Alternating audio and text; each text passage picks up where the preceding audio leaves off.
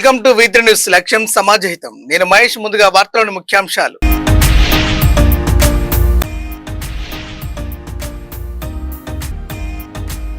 నవంబర్లో మనసులో మాట చెబుతా, సీఎం పదవిపై జగ్గారెడ్డి స్పష్టత.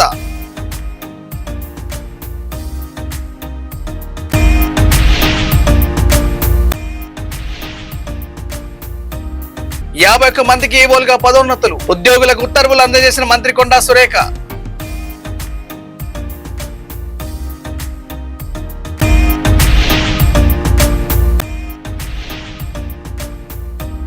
పేదల గుడిసెల జోలికి వెళ్లొద్దు, చెరువుల ఆక్రమణదారులపై కఠిన చర్యలు కోరిన ఎమ్మెల్యే దానం నాగేందర్.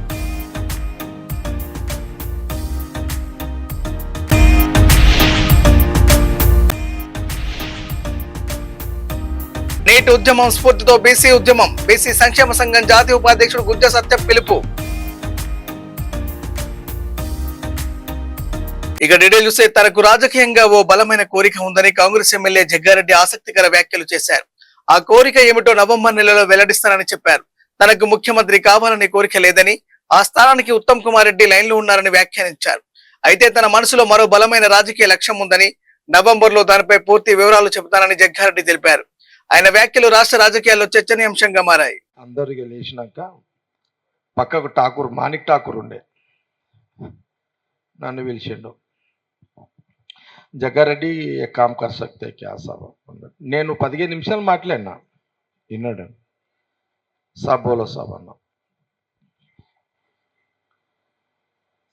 अगर आपको किसी के ऊपर गुस्सा आए तो कांग्रेस पार्टी में, నీకు కాంగ్రెస్ పార్టీలో ఎవరి మీద కోపం వస్తే బయట తిట్టకు, నువ్వు ఢిల్లీకి రా, నాకు వచ్చి నా ముందు తిట్టు అని చెప్పి. నేను నిజంగా ఇది అబద్ధం కాదు. పక్కకు మాణిక్ ఠాకూర్ ఉన్నాడు. अगर आपको गुस्सा है तो, अगर राहुल गांधी मर्चिपोयाరు, राहुल जी भी भूल गए होंगे. राहुल जी बोले भाई आपको अगर किसी के ऊपर गुस्सा है तो सीधा दिल्ली आओ, मैं अपार्टमेंट देता हूं, मेरे सामने आके वो तुम्हारा गुस्सा क्या बोलना चाह मेरे सामने बोलो, मगर मीडिया के सामने मत बोलो अన్నాడు. మీడియా ముందు అనకు, కోపం వస్తే నువ్వు నా దగ్గరికి రా, నా ముందు ఏమంటావాను నువ్వు అని. అందుకే నేను చెప్పాలనుకున్నా ఏదన్నా, అందుకే ఆ 3.5 ఏళ్ల నుంచి ఇప్పటి వరకు నేను బయట రాహుల్ గాంధీ అన్న మాటకు, నేను ఇచ్చిన మాట కట్టుబడి, నేను ఇప్పటిదాకా ఎవరి విషయాలు కానీ ఏ విషయాలు కానీ బయట కూడా మాట్లాడతలేదు. ఈ జూలైలో మాట్లాడుతున్నా కాబట్టి ఈ వివరణ ఇచ్చిన నీకు. అరే జగ్గారెడ్డి మాట ఏదో చెప్తాన్నాడు 30 తారీఖు లోపల, మరి ఏం చెప్తలేడు, మాట తప్పిండా? నేను మర్చిపోతే మీరు యాడ్ చేసారు. ఓకే, మీడియా గుడ్ యాక్టివ్ ఉన్నది, యాడ్ చేసారు. కానీ జగ్గారెడ్డి 30 లోపల మాట్లాడుతున్న మాట ఏమైంది అని మీరు యాడ్ చేసారు. నా మాట మీద నేనున్నా, కానీ ఇక్కడ ఏముంది, मैं राहुल जी को बात दिया, 3.5 साल बाहर बात नहीं करा, अभी करता. నేను ఏదైనా మాట్లాడేది ఉంటే ఇక తప్పదు, మాట్లాడాలి. ఇక కాంగ్రెస్ పార్టీ రాజకీయాలు లేదా కాంగ్రెస్ గవర్నమెంట్ ఏదన్నా నేను బయట మాట్లాడాలంటే ఫస్ట్ ఢిల్లీ ట్రైన్ ఎక్కి ఢిల్లీకి పోయి రాహుల్ గాంధీ ముందు చెప్పిన తర్వాతనే మీడియా ముందు మాట్లాడతాను. अगर कुछ मैं बाहर बोलना चाह रहा, आने का दिन आने का है, आई तो सीधा ट्रेन चढ़ता हूँ, दिल्ली जाऊंगा, राहुल जी अपार्टमेंट 15 दिन 1 महीना रह के अपार्टमेंट लेके बात करने के बाद आके बात करता हूँ. जब तक बाहर बात करने का नो चांस, అప్పటిదాకా బయట మాట్లాడా. క్లారిటీ వచ్చిందా? Okay, right. ఇది అయిపోయిందిగా. దేవాదాయ శాఖ భూముల పరిరక్షణ కోసం త్వరలో ప్రత్యేక టాస్క్ ఫోర్స్ కమిటీ ఏర్పాటు చేయనున్నట్లు రాష్ట్ర దేవాదాయ శాఖ మంత్రి కొండా సురేఖ ప్రకటించారు. ఆక్రమణలకు గురైన దేవాదాయ శాఖ భూములను తిరిగి స్వాధీనం చేసుకోవడంతో పాటు ఏళ్లుగా కోర్టుల్లో పెండింగ్ లో ఉన్న కేసులను కమిటీ నివేదిక ఆధారంగా పరిష్కరిస్తామని తెలిపారు. హైదరాబాద్ లో తెలంగాణ సారస్వత పరిషత్లో 51 మంది దేవాదాయ శాఖ ఉద్యోగులకు ఈవోలుగా పదోన్నతి ఉత్తర్వులు అందజేసిన మంత్రి అర్చక సంక్షేమ నిధి ద్వారా పదవి విరమణ చేసిన అర్చకులకు గ్రాట్యుటీ ఉత్తర్వులను కూడా పంపిణీ చేశారు. ఎన్నో ఏళ్లుగా పదోన్నతుల కోసం ఎదురు చూస్తున్న ఉద్యోగులకు కాంగ్రెస్ ప్రభుత్వం న్యాయం చేసిందని, పదోన్నతి పొందిన అధికారులు దేవాదాయ శాఖకు మంచి పేరు తీసుకురావాలని ఆ మంత్రి ఆకాంక్షించారు.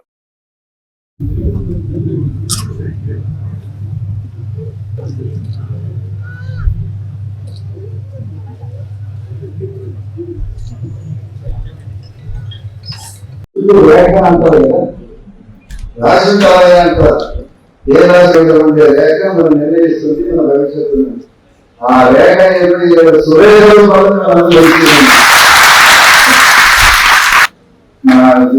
తెలుగు చిత్ర దగ్గర మేమంతా ఉద్యోగాలు ఎలాంటి పోదు డైరెక్ట్గా గవర్నమెంట్ నీకు చెప్పి పథకాలు తెలియజేస్తూ నీకు అన్నింటి వస్తారు.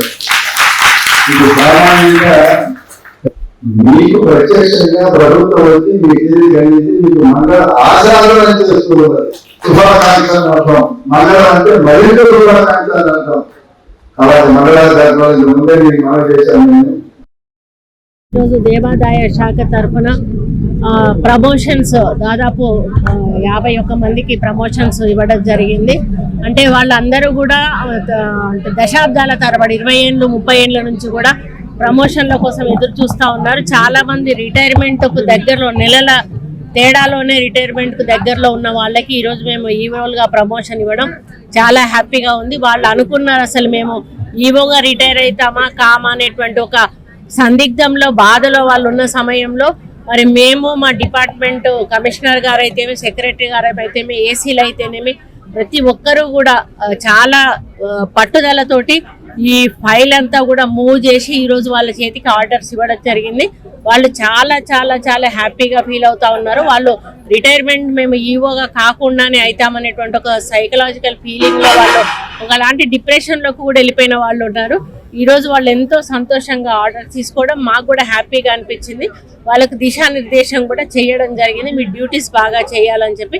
కాబట్టి దేవాదాయ శాఖకు మంచి పేరు తెస్తారని వాళ్ళు ఆశిస్తూ ఈరోజు వాళ్ళందరికీ కూడా అభినందనలు తెలియజేసుకుంటూ కమిటీ చేసి వాళ్ళ ద్వారా మాకు రిపోర్ట్ తెప్పించుకొని ఏదైతే ఎంక్రోచర్స్ ఉన్నారో ఏ విధంగా వాటిని మనం చేజిక్కించుకోవాలి.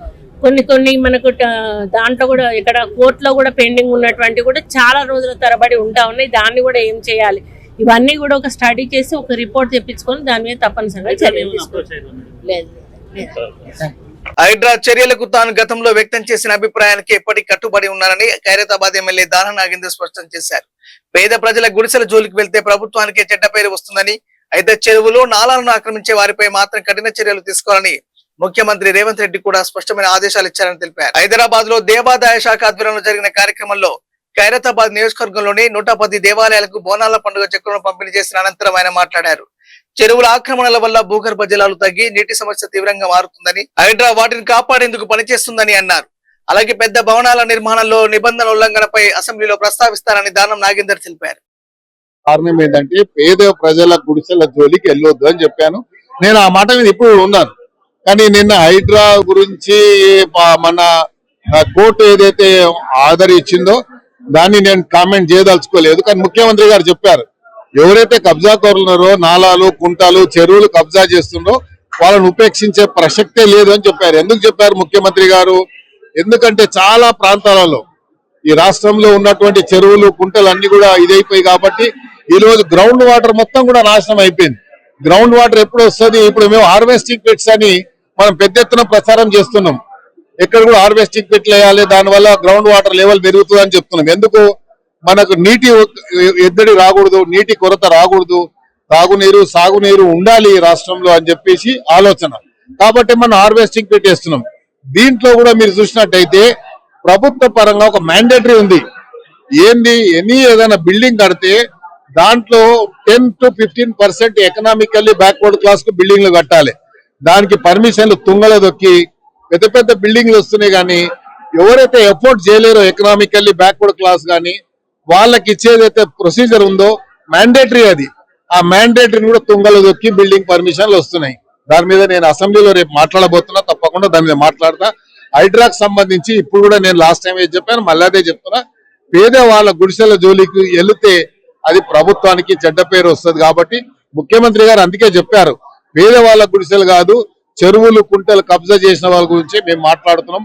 ఆ హైడ్రా అనేది పెట్టిందే దానికి తప్ప వేరే వాళ్ళని ఇబ్బంది పెట్టడానికి కాదు. Thank you. నేటి ఉద్యమాన్ని స్ఫూర్తిగా తీసుకుని బీసీల హక్కుల కోసం దేశవ్యాప్తంగా డిజిటల్ ప్రజా ఉద్యమాన్ని నిర్మించాల్సిన అవసరం ఉందని బీసీ సంక్షేమ సంఘం జాతీయ ఉపాధ్యక్షుడు గుజ్జా సత్యం పిలుపునిచ్చారు. హైదరాబాద్ లోని గన్ ఫౌండరీలో బీసీ జేఏసీ కార్యాలయంలో వివిధ బీసీ సంఘాల ప్రతినిధులతో నిర్వహించిన సమావేశంలో ఆయన మాట్లాడారు. సోషల్ మీడియాను కేవలం వినోదానికే కాకుండా బీసీల రాజ్యాంగబద్ధ హక్కుల సాధన కోసం వినియోగించాలని సూచించారు. బీసీ సమస్యలు దశాబ్దాలుగా పరిష్కారానికి నోచుకోకపోయినా జాతీయ చర్చగా మారలేదని ఆవేదన వ్యక్తం చేశారు. జెన్జీ అంటే కేవలం ఒక తరం కాదని, అన్యాయాన్ని ప్రశ్నించే ఆలోచన అని పేర్కొంటూ యువత డిజిటల్ వేదికలపై తమ స్వరాన్ని బలంగా వినిపించాలని పిలుపునిచ్చారు.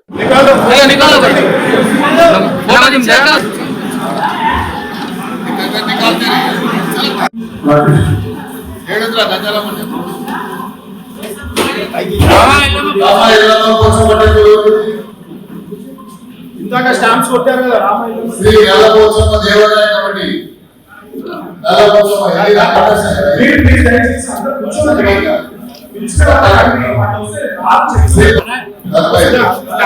అందరూ కూర్చోండి. మన పార్టీ పరంగా 5,000 రూపాయలు ఇచ్చేటువంటి కార్యక్రమం, ఆ డబ్బులు కూడా వచ్చి ఉన్నాయి. నేను రేపు అన్ని ఎవరైతే సబ్మిట్ చేస్తే వాళ్ళందరితో మీటింగ్లు పెట్టి అందరి సభ ప్రతి బూత్ కు 5,000 రూపాయలు చొప్పున మరి బీసీసీ అదే చేసుకుని ఐడల్ చేస్తాం.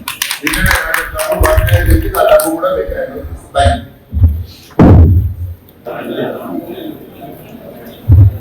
దేవాదాయ కమిటీ పేరు పిలవడం జరుగుతుంది. దయచేసి ఎడతెరిపి లేకుండా కురుస్తున్న భారీ వర్షాలతో తెలంగాణలోని వాగులు, వంకలు, జలపాతాలు ఉప్పొంగి ప్రవహిస్తున్నాయి. పలు జిల్లాల్లో వరద నీటి ప్రవాహం భారీగా పెరగడంతో లోతట్టు ప్రాంతాలు జలమయమయ్యాయి. జిల్లా కేంద్రంలోని రంగపేట కాజ్వేపై రాళ్లవాగు ఉధృతంగా ప్రవహించడంతో పోలీసులు బారికేడ్లు ఏర్పాటు చేసి రాకపోకలను నిలిపివేశారు. మరోవైపు కాళేశ్వరం ప్రాజెక్టులో భాగమైన నందిమేడారం, గాయత్రి పంప్ హౌస్లలో బాహుబలి మోటార్లను ప్రభుత్వం ప్రారంభించి సుమారు 6,300 క్యూసెక్కుల నీటిని ఎత్తిపోసింది. మందపల్లి శివార్లోని పెద్దవాగు సహా అనేక వాగులు పొంగి ప్రవహిస్తుండగా పలు జలపాతాలు కూడా పొంగి పొరులుతున్నాయి. భారీ వర్షాల నేపథ్యంలో ప్రజలు వాగులు, క్యాజ్వేలు దాటి ప్రయత్నం చేయొద్దని అధికారులు హెచ్చరిస్తున్నారు.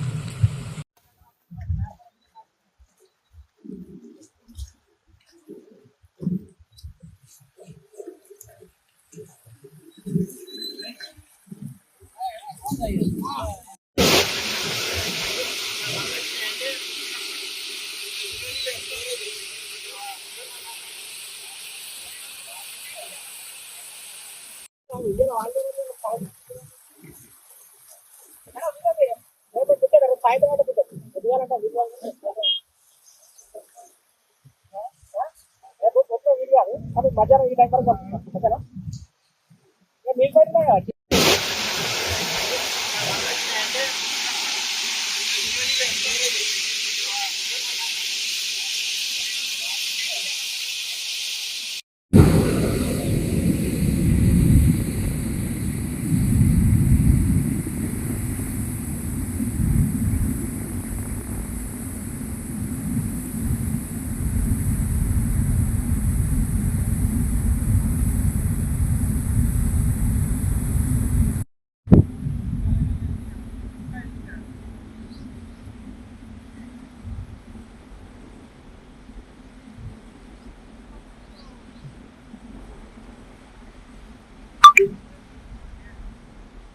హైదరాబాద్ అత్తాపూర్ లో అనుమతి లేకుండా నిర్వహిస్తున్న ఓ ఫుడ్ సెంటర్ పై ఫుడ్ సేఫ్టీ అధికారులు దాడులు నిర్వహించారు. ఫుడ్ సేఫ్టీ హెల్ప్ డెస్క్ కు వచ్చిన ఫిర్యాదు ఆధారంగా తనిఖీలు చేపట్టిన అధికారులు FSSAI లైసెన్స్ లేకుండా వ్యాపారం నిర్వహిస్తున్నట్టు గుర్తించారు. నల్లబడిన వంట నూనెను తిరిగి వినియోగించడం, అపరిశుభ్ర వాతావరణంలో ఆహార తయారీ, ఈగల సమస్య, చెత్త పేరుకపోవడం, పురుగుల నివారణ చర్యలు లేకపోవడం, సిబ్బంది రక్షణ పరికరాలు లేకుండా పనిచేయడం వంటి పలు ఉల్లంఘనలు బయటపడ్డాయి. ప్రజారోగ్యాన్ని దృష్టిలో ఉంచుకొని సుమారు 3000 పానీపూరీలు, 4 కిలోల సమోసాలు, 2 కిలోల వాడిన వంట నూనెను అధికారులు ధ్వంసం చేశారు. ఆహార నమూనాలను ప్రయోగశాలకు పంపి వ్యాపార కార్యకలాపాలకు నిలిపివేస్తూ FSSAI చట్టం కింద తదుపరి చర్యలు ప్రారంభించారు.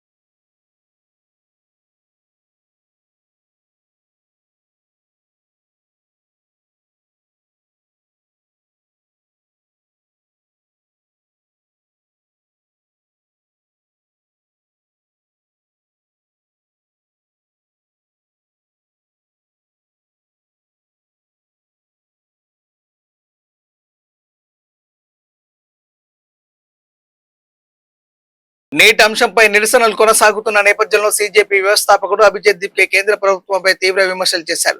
విద్యార్థుల ఆగ్రహం ఇంకా తగ్గలేదని, అవసరమైతే మరింత పెద్ద ఎత్తున ఉద్యమం చేపడతామని అన్నారు. కేంద్ర విద్యాశాఖ మంత్రి ధర్మేంద్ర ప్రధాన్ ను పదవి నుంచి తప్పించినట్లే ఈ ప్రభుత్వాన్ని కూడా మార్చే శక్తి యువతకు ఉందని వ్యాఖ్యానించారు. ప్రధాని నరేంద్ర మోడీపై కూడా విమర్శలు గుప్పిస్తూ విద్యార్థుల ఇళ్లకు వెళ్లి పోలీసులు బెదిరిస్తున్నారని ఆరోపించారు. విద్యార్థులను ఉగ్రవాదుల్లా చూడడం సరికాదని, వారే దేశ భవిష్యత్ అని పేర్కొన్నారు. విద్యార్థులపై వేధింపులు నిలిపివేయాలని, నిరసన సమయంలో బల ప్రయోగానికి అనుమతులు ఇచ్చిన వారిపై చర్యలు తీసుకోవాలని డిమాండ్ చేశారు. मुझे लगता है बिल आते रहेंगे जब तक ये लोगों की नीयत सही नहीं होती है, तब तक कुछ नहीं हो सकता. बिल रिफॉर्म्स इस देश में कई कानून अच्छे बने हुए हैं. कानून एक से एक बनते हैं इस देश में. फास्ट ट्रैक कोर्ट का वादा किया था नरेंद्र मोदी ने 3 दिन पहले, और उस पर लोग काफी खुश हो गए थे कि अब पेपर लीक पर फास्ट ट्रैक कोर्ट बैठ गए. क्या हुआ पहली हियरिंग में? पहली हियरिंग ही पोस्टपोन हो गई क्योंकि CBI का काउंसिल आया नहीं. तो कानून आप कैसे भी बना लो, जब तक उसको इम्प्लीमेंट करने वाले अच्छे नहीं है, तब तक उस कानून का क्या मतलब है? आपने वीडियो देखे पंतप्रधान जी के जो मोबाइल पे उन्होंने किए? मुझे लगता है उनको इन्फ्लुएंसर बनना चाहिए. बहुत अच्छा कर रहे हैं वो, एज ए इन्फ्लुएंसर बहुत अच्छा काम कर रहे हैं. प्रधानमंत्री की कुर्सी छोड़ दे, इन्फ्लुएंसर बन जाए, प्रधानमंत्री का काम कोई और कर लेगा. अभी भी कई सारे स्टेट में जो पीछे नहीं लिया गया है. अगर FIR पीछे नहीं लेते और स्टूडेंट्स को ऐसे ही परेशान करते रहेंगे तो हम फिर से आंदोलन करेंगे. इस सरकार को ये बात समझनी चाहिए कि स्टूडेंट्स का गुस्सा कम नहीं हुआ है. अगर उन्हें लगता है एक धर्मेंद्र प्रधान का इस्तीफा देकर ये गुस्सा ठंडा हो जाएगा, ऐसा नहीं है. गुस्सा बहुत ज्यादा है लोगों में और जरूरत पड़ी तो ये आंदोलन फिर होगा, और जो पिछला हुआ उससे भी बड़ा आंदोलन होगा. తమిళనాడులో టీవీకి అధినేత విజయ్ చెన్నై మెట్రోలో ప్రయాణిస్తూ ప్రయాణికులను ఆకట్టుకున్నారు. సామాన్య ప్రయాణికుడిలా చెన్నై మెట్రోలో నందనం వరకు ప్రయాణించిన విజయ్ తోటి ప్రయాణికులతో ఆప్యాయంగా మాట్లాడి వారి సమస్యలు అడిగి తెలుసుకున్నారు. మెట్రోలో విజయ్ ను చూసిన అభిమానులు, ప్రయాణికులు ఉత్సాహానికి లోనై ఆయనతో సెల్ఫీలు దిగేందుకు పోటీ పడ్డారు. విజయ్ సాధారణ ప్రయాణం ఇప్పుడు సోషల్ మీడియాలో వైరల్ గా మారింది.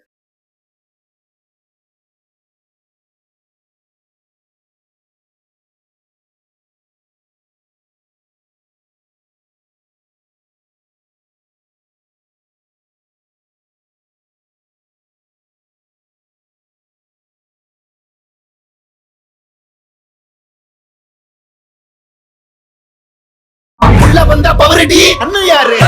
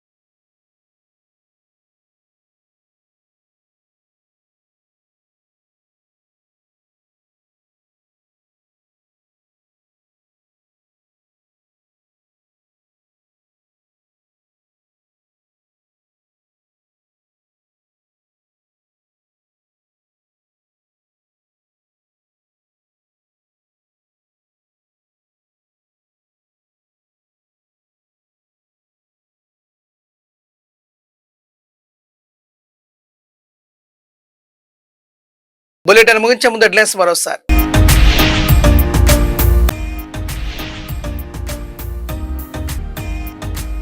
నవంబర్ లో మనసులో మాట చెబుతా, సీఎం పదవిపై జగ్గారెడ్డి స్పష్టత.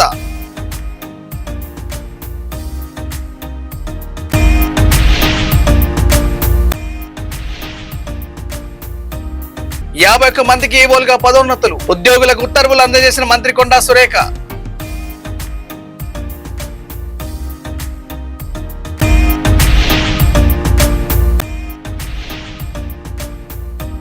పేదల గుడిసెల జోలికి వెళ్లొద్దు, చెరువుల ఆక్రమణదారులపై కఠిన చర్యలు కోరిన ఎమ్మెల్యే దానం నాగేందర్.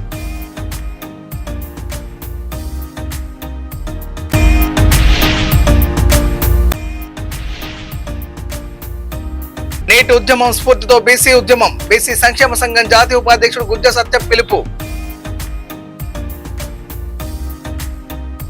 ఇవి బులెటిన్ లోని అప్డేట్స్. చూస్తూనే ఉండండి V3 న్యూస్. లక్ష్యం సమాజత. నమస్కారం.